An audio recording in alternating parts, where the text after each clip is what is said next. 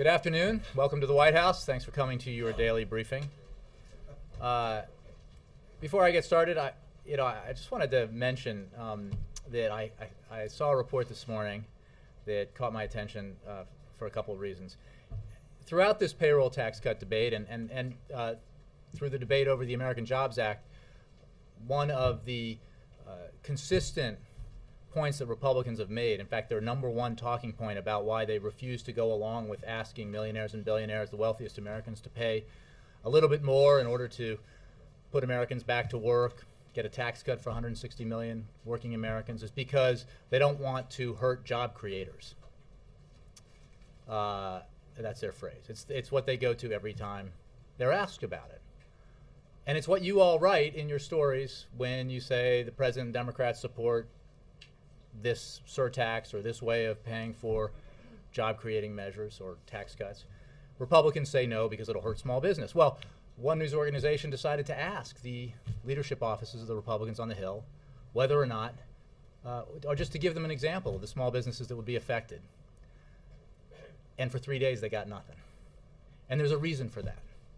Because as the Treasury Department has done in its study, the simple fact of the matter is that less than 1% of all small businesses would be affected by this kind of request that the millionaires and billionaires pay a little bit more. That's just a fact.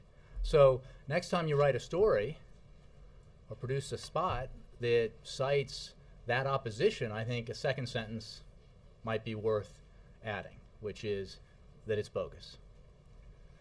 With that, I'll take your questions. Just say it. Just say it. Just had something I had to get off my chest today. Copy editor, Ben Feller. Thank you. Two topics.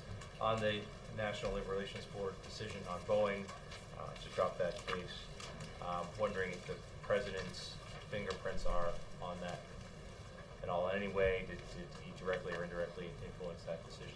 Well, Ben, as you know, the NLRB is an independent board, and as he has said previously, the President thinks labor and management should find ways to work together to preserve and create jobs, and he is, glad they have reached a resolution here, but this was not something the President was involved in. So the White House is glad the resolution was reached. What about the substance of the case? Is it something that the White House is supportive of, the pulling back on the case and letting it go forward? Well, this was the action of an independent enforcement agency, that, and our comment on it today is the same as it was before in terms of the case itself. What I will say is what I just did, which the President believes that in general labor and management ought to find ways to work together to preserve and create jobs, and in this case we're glad there's a resolution. The President is also lobbying senators on the defense bill as it relates to the detainment of terrorism suspects. Obviously there's a veto threat out there, but can you tell us on how his personal efforts are going and what's his message on that?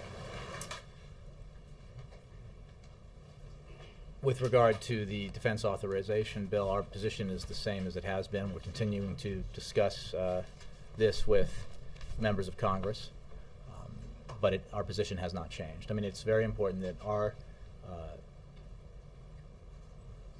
counterterrorism folks have flexibility in dealing with and doing their jobs effectively. And there's a whole range of people in this field, from previous administrations, Democratic and Republican, as well as obviously current, who believe that that flexibility must be maintained. So can you give us any update, as we're clearly running out of time here, on how that effort is going to try to win over some minds on that? Just that we're continuing in the effort. Yeah. Well, what's the President's reaction to the agreement by most European leaders in Brussels today? I knew if I called on Reuters that you'd ask me about Europe. All right. Yes, sorry. It's all right. What's your reaction? And what does the President think? Look, we think that signs of progress are good, that this is a sign of progress, but work still needs to be done, obviously. Our position hasn't changed. We are offering our advice and counsel. We have a great deal of experience in this kind of situation. Secretary Geithner has been very engaged in this. The president himself has been engaged with his counterparts. But in the end, it is a European problem that needs a European solution. And we believe that they need to act conclusively and decisively to resolve it. But there has been some progress, and that's a good thing. Does the president have any sympathy for David Cameron, who was the one EU leader out of 27 who did not agree to? I haven't talked about that with him, so I'm not going to comment on that at that level of specificity about it beyond what I've said in terms of the progress that has been made and the need to keep it up and deal with remaining issues, including ensuring that a firewall is built that is adequate to the task. Will the president hold any calls with any of those leaders in the coming days about this? Well, I can safely predict that the president will be talking to European leaders, including Chancellor Merkel, President Sarkozy, and Prime Minister Cameron, because he does all the time. But when those calls might happen, I don't have that information for you at this time. Cheryl. House Republican leaders have introduced a payroll extension with the Keystone pipeline project in it. Would the president veto that bill? I'm glad you asked about the House GOP payroll tax cut plan, because I have a statement here that I'll read to you. With only 22 days left before taxes go up an average of $1,000 for 160 million hardworking Americans, Republican leaders in Congress are still playing politics at the expense of middle-class families. Their proposal breaks the bipartisan agreement on spending cuts that we reached just a few months ago and makes harmful cuts to things like education that strengthen middle-class security. Their plan seeks to put the burden on working families while giving a free pass to the wealthiest and big corporations by protecting their loopholes and subsidies. Instead of working together to find a balanced approach that will actually pass, Republican leaders in Congress are instead choosing to refight old political battles over health care and introduce ideological issues into what should be a simple debate about cutting taxes for the middle class. As one leading Republican said, you probably saw this in the newspaper, quote, "Frankly, the fact that the president doesn't like it makes me like it even more." That is precisely why Americans are fed up with Congress. This shouldn't be about scoring political points against the president. It's not about him. This should be about cutting taxes for the middle class. It's time for Congress to keep its word and do its job.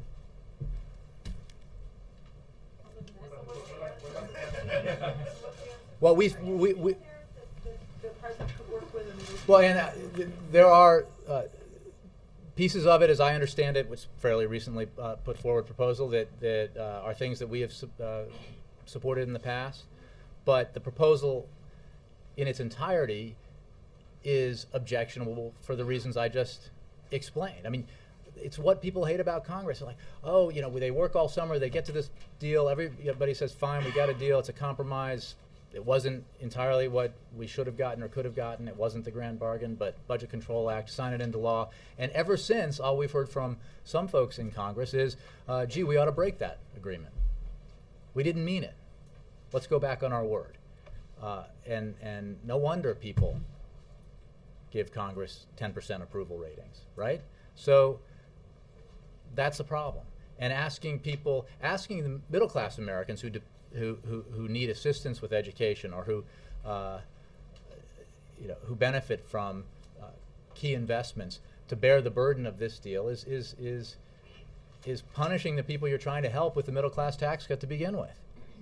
That's not how we should do it. And reopening old political fights. You know, I think everybody's organization here who does that does polling will tell you that Americans really don't like reopening old. Like let's go refight the healthcare battle. Let's go refight when we have 22 days before their taxes go up. That's the battle that some in Congress want to have right now, or they want to have fights over an oil pipeline that has nothing to do with whether or not Americans on average ought to see their taxes go up $1,000 in 2012. That's what gives Washington a bad name. we keep working towards finding a solution. What the president has said is that, and what I have said on his behalf is that we are open to looking at other ways to pay for this, but they have to be economically responsible and fair. So we'll continue to do that. President's put forward a way to pay for it. Senate Democrats have now put forward 2 different proposals for paying for it. In all cases, broadly supported by the American people. There are avenues here that are available to reaching an agreement. And for the sake of the American people, we certainly hope that that agreement is reached. And this president, as he said yesterday and last week, will insist that Congress stay here, and he will stay here through Christmas if necessary to get it done, because it is not fair to raise taxes on the American people at this time in our economic recovery. So we hope that, reasonableness prevails here and we get this done. Brianna. The unemployment insurance extension is abbreviated under the plan. Are you open to that? Well, I'm not going to negotiate the elements of what a final compromise might look like. The fact is that this proposal is objectionable. And again, why is it that unemployment insurance, which is a good example of something that economists everywhere agree is highly beneficial to economic growth in a time like this, because that assistance to people who desperately need it goes right back into the economy and results in job growth and economic growth and job creation. Everybody agrees on that. So why ask them, shortchange those Americans who need that assistance, reduce that assistance that most helps the economy, just so we can protect corporations and their loopholes and subsidies, just so we can not have to ask millionaires and billionaires, not small businesses, to pay a little bit extra. I think that's just wrong-headed. I'm not going to negotiate the details of a provision or take single provisions out of this proposal and say this one's acceptable, that one's not. But I think the principles here that are guiding the president are important to enumerate and repeat. And I think, again, this is about helping the economy and helping the American people. Extending unemployment. Absolutely not. It has to be 99 weeks. I mean, is that an indication that you might? I know you want me wiggle room? I know you want me to negotiate the elements. I think that the package altogether that we have, that's a worthwhile compromise. It's a non-starter to be shorter than 90 days. I'm not going to negotiate the individual elements but it is important that the overall package meet the standards the president has set, and those standards are simply about making sure that what we do here actually has the maximum amount of benefit possible to the American people, to middle-class Americans, to working Americans, folks who need a tax cut, and should not be larded up with measures that are either totally extraneous or designed to refight old ideological battles or actually harm the people that the tax cut is supposed to help. That doesn't seem unreasonable to have a position like that. Russia, real quick. Sure. Prime Minister Putin said that Secretary Clinton, he essentially said that she incited unrest in Russia. It said that she, quote, gave a signal. What did the president think of that, and sort of in the context of resetting relations with Russia? Well, as you know, or you may know, I think you were here, I addressed this question yesterday, and our position hasn't changed. Secretary Clinton spoke to this. I spoke to it. The United States and Russia have many common interests. That's why the president, it was the result of the president pursuing the reset that we were able to get a significant amount of things done with Russia over these past 3 years, and our relations have improved. And that's important, and we continue to seek opportunities for cooperation with Russia based on mutual respect and our common interests. Now, it is also true that we have sought to deepen our engagement with Russian civil society and with organizations that promote universal values. We support democracy. And so speaking out in support of democracy should not surprise, the fact that we do that should not surprise anyone around the world, because that's a hard and fast position of this administration and of this country. We are encouraged by President Medvedev's commitment to have the Central Election Commission investigate all election violations, and we welcome his acknowledgement that the demonstrations in Moscow and in other cities are part of the democratic process. Cecilia? Welcome, Cecilia. How are you? Yesterday you said that on Plan B, communication between the White House and agencies and decision-making processes like this, that there is communication. Can you elaborate on that? What communication was had and between whom? And also, what do you say now to these women's groups who were strong supporters of the president in 2008 who say now they may sit this election out because of this decision? Well, let me go to your first question, or the first part of your question, which is broadly, in these kinds of decisions, there is communication between, or there usually is communication between the White House and an agency. I don't have a list of communications between folks at the White House and HHS on this, but it stands to reason that there were or might have been. What the president said, and I think what is essential here, is that he did not intervene, he did not get involved in this decision. This was a decision made by Secretary Sebelius. It's also a decision that he supports. And I think that's the answer to the second part of your question too, is that some decisions that we make at this level of government, and especially that secretaries of agencies make, and certainly the decisions a president has to make, well, this was not one of them. The decisions that a president does have to make, none of them are easy. There are always arguments on all sides. That's why they end up on a secretary's desk or a president's desk. But in this case, the secretary made a decision, the president supports it. Nora. About this the videotape from the former FBI agent, Robert Levinson, that his family released. They received it a while ago and have just released it. What was the how has the White House been involved? Well, the administration obviously monitors these things. The government continues, the U.S. government, to work to find Robert Levinson and to safely bring him home. We have worked on his case since he disappeared, and will continue to do so until he is reunited with his family.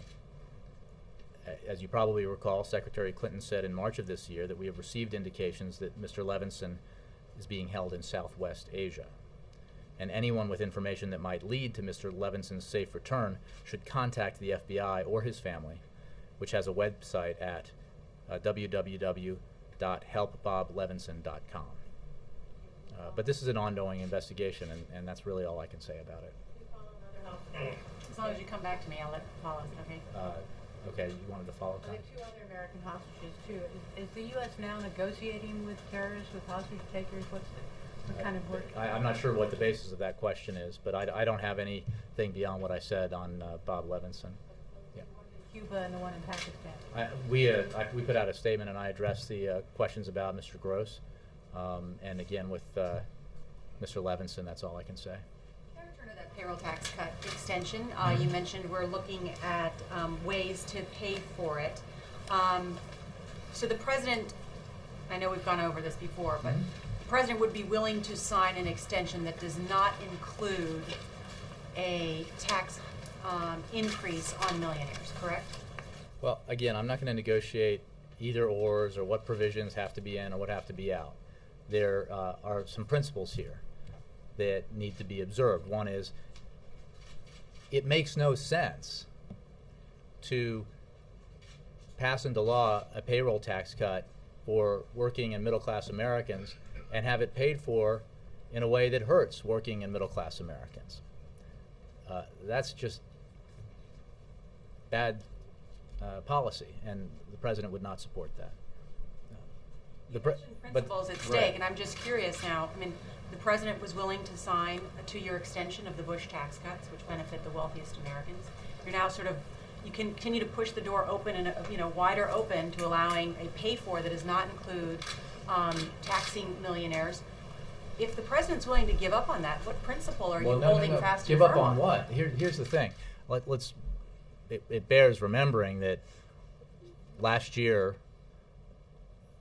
the president and Congress reached an agreement that included extension of the Bush tax cuts, because the only deal that was available to the president included extending all of the Bush tax cuts, including the ones for the wealthy. He was for extending the ones for the middle class, and he was not willing to see middle class Americans, as we were in a very fragile period economically, have their taxes raised substantially.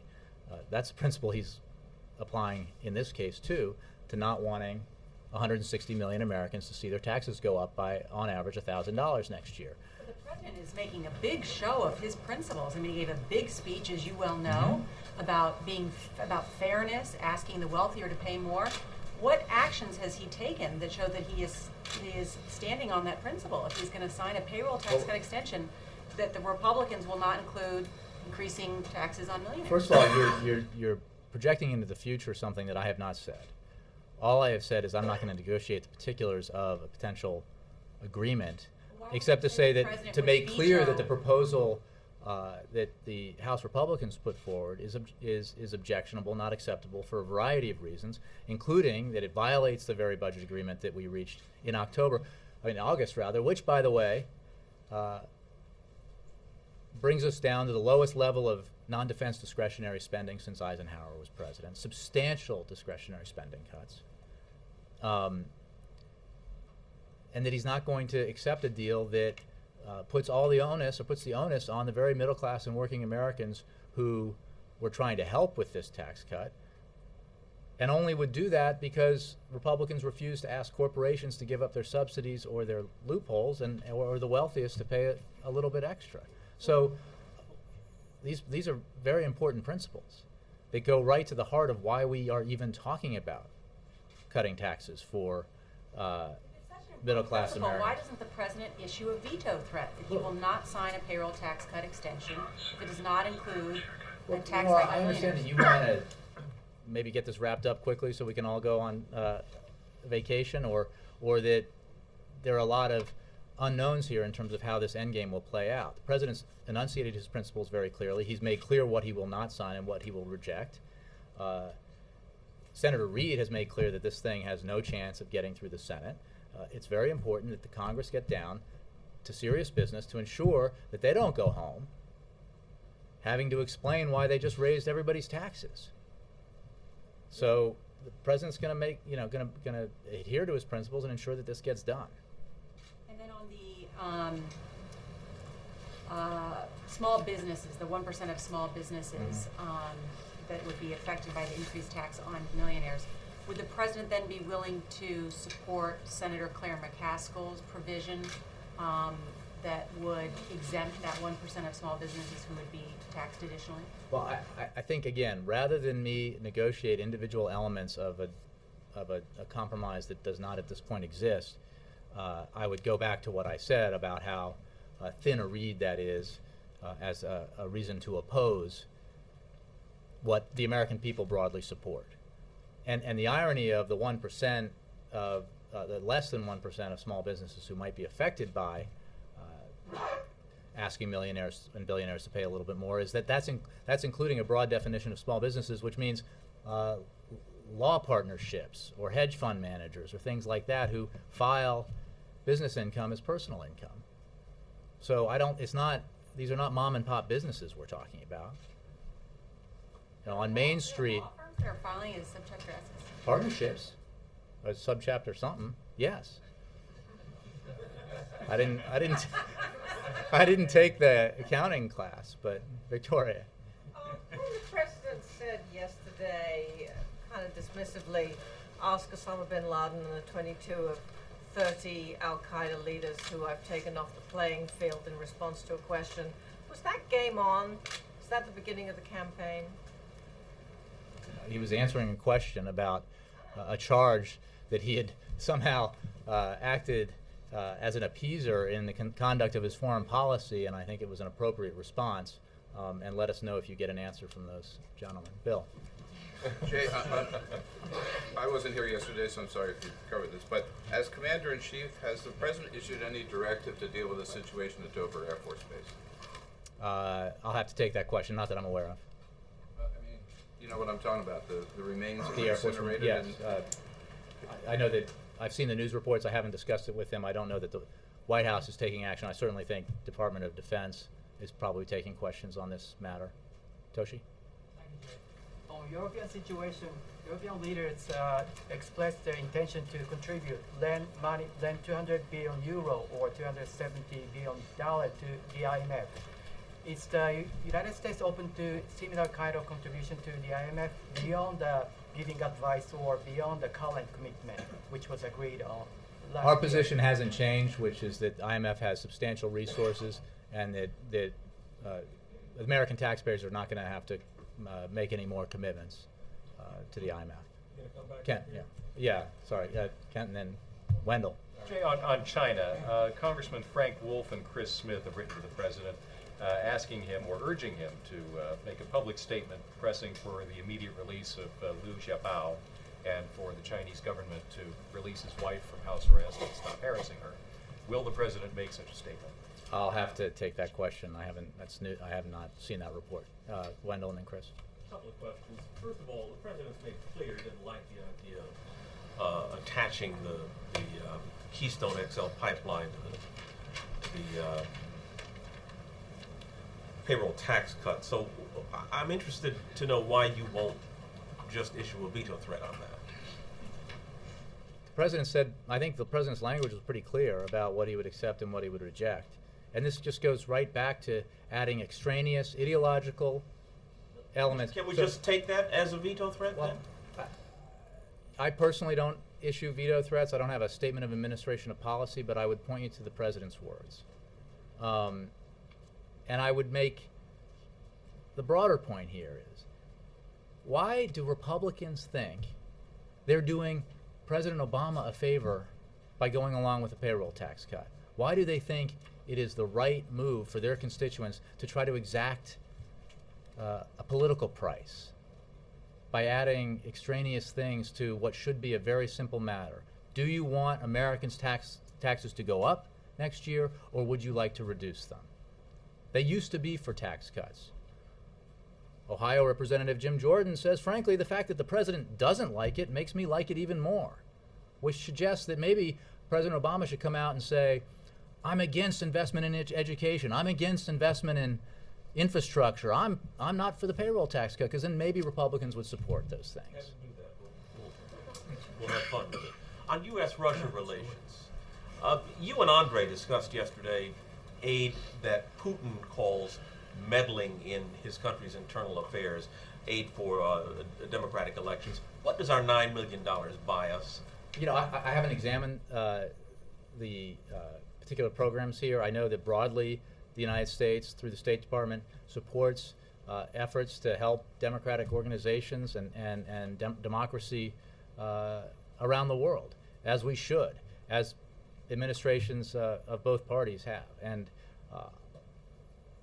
going back to that point, I will say quite affirmatively that the number here that the State Department has put forward is the correct number in terms of money spent. And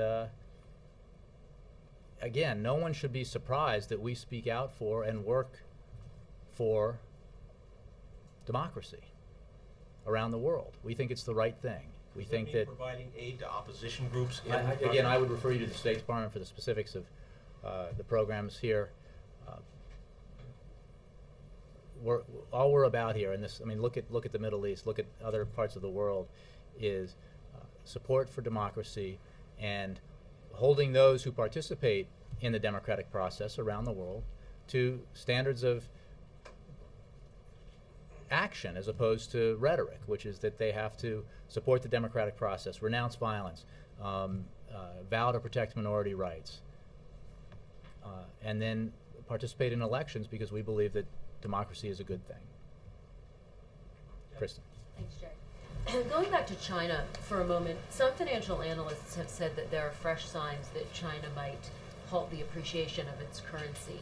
Given that President Obama recently met with the president of China and urged him not to manipulate, urged officials there not to manipulate the Chinese currency, is there a concern that his words may have fallen on deaf ears? You know, I don't have anything new to say about that. We obviously have made clear our position on the on this issue, and while there has been some modest progress, it has not been enough, and that continues to be our position, and it's something that we raise with Chinese officials every time we meet with them, including recent meetings that the president had with Chinese leaders on his recent trip. So beyond that, I don't have anything new for you on it. In light of these reports, will the administration take any actions? Again, I don't have anything new for you on it, Kristen. And also, Jay, the U.S. trade deficit narrowed in October to its lowest point of the year. What do you make of that figure and recent figures that we've seen, the unemployment rate that's dropped to 8.6%? We don't overreact to good news or bad news. We work on the things we can control. There have been some signs of progress, and there is no question that over 9 straight quarters now, the economy's been growing. Over 21 straight months, it's been creating private sector jobs, now nearly 3 million private sector jobs. And there are other signs of progress, but we are a long way from where we need to be. And that's why the president's so focused on the provisions of the American Jobs Act, why he's so focused on getting the payroll tax cut extended to ensure that Americans don't have their taxes go up on January 1st, why he will continue to fight for the programs within the American Jobs Act that have not succeeded thus far, including investments in infrastructure that would put construction workers back to work and assistance to states to put teachers back in the classroom. It's why he will continue to push for and will urge Republicans to take up his plan for sensible, balanced, medium and long-term deficit and debt reduction, because it's the right thing to do for our economy and will put this economy on solid ground for the future. But we have a lot of work to do. Modest signs of progress notwithstanding, we have a lot of work to go. Chris. In the past week, Rick Perry has taken it upon himself to attack the president for his LGBT advocacy over the course of his first term. After the administration unveiled its new strategy on Tuesday to combat anti-gay abuses overseas, Perry issued a statement saying it's an example of the president being at war with people of faith. And there's a widely spread TV ad circulating on the web in which Perry says there's something wrong in this country when gays can serve openly in the military, but our kids can't openly celebrate Christmas or pray in school. Does the president object to these accusations that his LGBT advocacy is inconsistent with principles of faith? I'm fairly certain the president's not even aware of those accusations, and I think that I'll limit my comment on the struggling state of some presidential campaigns. I will say that the president is a man of faith, as you all know, and I will also say that our record on LGBT issues is one that we're very proud of. Mark. Back to Europe for a second. The president yesterday acknowledged the progress that Europeans are making toward a fiscal compact, but he made a point of saying there's a shorter-term crisis in the markets that needs to be addressed. In the meantime, the European Central Bank seems to have signaled that it's not yet willing to step in a decisive way in terms of shoring up the firewall you alluded to. So I'm just wondering, the president sounded frustrated with that. Is he frustrated? Does he think the Europeans need to step up, not so much on the longer-term issue, but on the immediate issue of restoring market confidence? Well, we've made clear, and he's made clear, that that he believes that Europeans need to act decisively and conclusively on putting aside issues of the markets, but on a plan to resolve this debt crisis, and that includes ensuring that a firewall that is up to the task is constructed. Having said that, the president understands that these are hard issues. He should know. And he knows that there are difficult decisions that European leaders have to make as they work through these issues and deal with the problem conclusively and decisively. He does not imagine that any of this is easy. Leadership is not easy. Leadership in difficult economic times with daunting economic challenges is not easy. And the decisions that leaders make in those circumstances are often not very popular. He gets that. He knows it from experience. But it needs to be done. And that's why he has offered his advice and counsel. That's why he is in regular contact with his European counterparts. That's why Secretary Geithner has been in Europe this week and many times in the recent past, and is in regular consultation with his counterparts, as well as other officials across our government. And we'll continue to work on this with our European allies and friends, as they move towards a conclusive and decisive solution to this. Has he seen evidence? As he said yesterday, the question is whether they'll muster the political will to confront it. Has he seen evidence that they're mustering political will? Well, I would simply say that we have seen European leaders take, over the course of the last weeks and months, some important steps. Progress has been made, and we continue to consult with them and advise them, or offer our advice rather, and urge them to take the continued steps that are necessary to finish the job. Yes. And then Mark.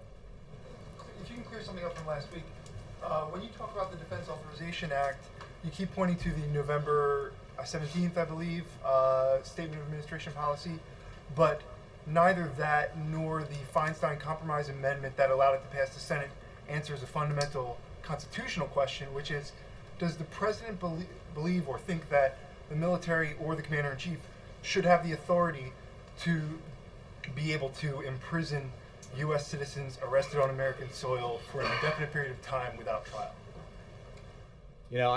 I feel like we have addressed this issue, but I don't have anything for you right now. I know it's not in the SAP, but this is a broader discussion that this administration has had, I think, and this president engaged in the campaign, and certainly had in the first 2 years prior to my assuming the role here. Considering this issue objection right now is in legislation. well, He has to and our wait objection to until the legislation is well established, and especially as regards the limits on the flexibility of our professionals in dealing in carrying out their job. So, but I'm not going to get more broad than where we've been on this specific piece of legislation. It seems like one of the most fundamental constitutional questions that any president would ever have to face, whether a U.S. citizen can be arrested on American soil and detained without trial. And what I'm telling you is that this question has been addressed broadly. I don't have anything to say to you from this podium about it right now. I've been looking at the legislation and the Statement of Administration Policy with regards to it, things that we've said about it, but our broader position on these issues is pretty well known. Mark. Just to follow up on Wendell's question, when the president said the other day that he would reject efforts to tie the Keystone Pipeline to the payroll tax cut, does reject mean veto? Some of our colleagues said it did, and it's not clear to me. Reject means reject. Does it mean veto? He thinks it's rejection worthy. Of the veto? Look, it's not going to. Senator Reid has said this thing has no chance in the Senate, so it's not. There's not a viable bill here over which to issue a veto threat. But his position on adding that kind of thing in that way, and in the manner, remember the way we were talking about it at the time was, efforts to jam through a decision that should be part of a process that's enshrined in many decades of precedent that's over at the State Department, the proper reviews that are necessary to make sure that all the criteria are evaluated and all the impacts are taken into consideration, and that's important. Thanks, Jay. A week ahead? Yes. A week ahead. What a week it will be. Here we go. This is the schedule for the week of December 12th, 2011. On Monday, the President looks forward to welcoming Iraqi Prime Minister Nouri al-Maliki to the White House. The two leaders will hold talks on the removal of U.S. military forces from Iraq and our efforts to start a new chapter in the comprehensive strategic partnership between the United States and Iraq. The President honors the sacrifices and achievements of all those who have served in Iraq and of the Iraqi people to reach this moment full of promise for an enduring U.S.-Iraq friendship as we end America's war in Iraq.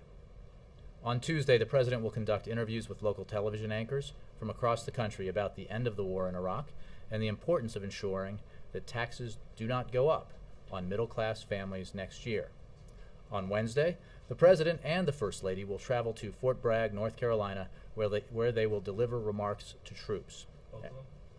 Yes, the President and the First Lady. As we definitively end America's war in Iraq this month, the President wanted to speak directly to the troops at Fort Bragg and to members of the armed forces and their families everywhere. The President will speak about the enormous sacrifices and achievements of the brave Americans who served in the Iraq War, and he will speak about the extraordinary milestone of bringing the war in Iraq to an end. Like many other military installations across this nation, during the war in Iraq, service members from Fort Bragg and their families have provided remarkable service to our country through their deployments to Iraq. On Thursday, the President will attend meetings here at the White House, and on Friday, the President will deliver remarks at the biennial convention of the Union for Reform Judaism. That's your week ahead. Jay, just to follow up on Monday, are they going to Arlington? I heard that they might lay a wreath at Arlington. I have nothing beyond what I shared with you just now in my reading, my mellifluous reading of the week ahead. Thanks, guys. And next Saturday, report for Honolulu. Are you asking for odds? I am asking. We'll see. It's up to Congress, isn't it?